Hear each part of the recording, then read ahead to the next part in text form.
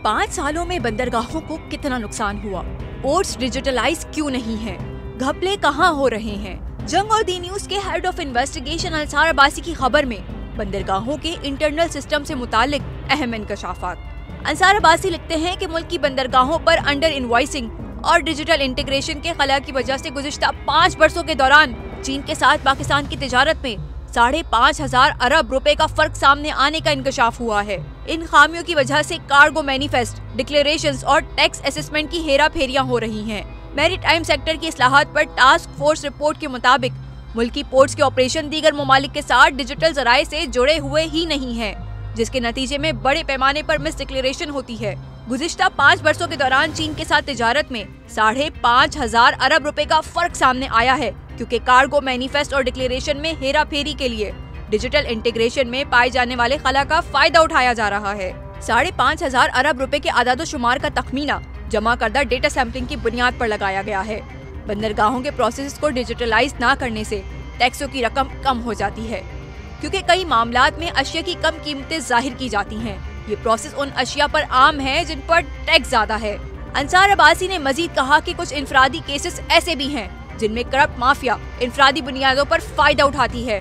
उनमें गलत बयानी, हार्मोनाइज सिस्टम, कोर्ट्स में हेरा फेरी और निजाम में इंटीग्रेशन की अदम मौजूदगी शामिल है।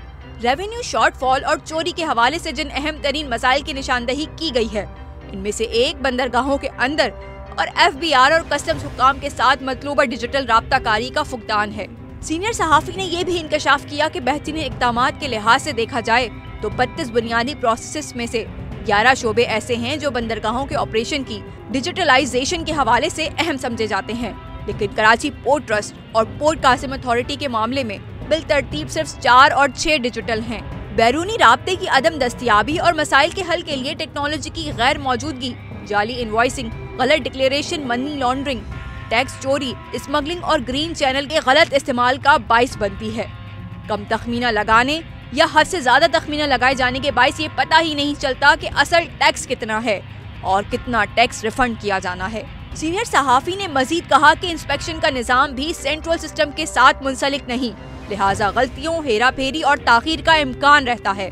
पाकिस्तान सिंगल विंडो के जरिए माली लेन देन भी डिजिटल बुनियादों पर नहीं किया जाता, जिससे गलतियां और अंदाजन खरबों रुपए का टैक्स चोरी होता है। डिजिटाइजेशन और डिजिटल कनेक्टिविटी डोमेन्स में से बहुत से मसाइल सरमायाकारों के एतमाद को नुकसान पहुंचाते हैं और आमदनी में इजाफे के इम्कानात को कम और टैक्स वसूली को रोकते हैं।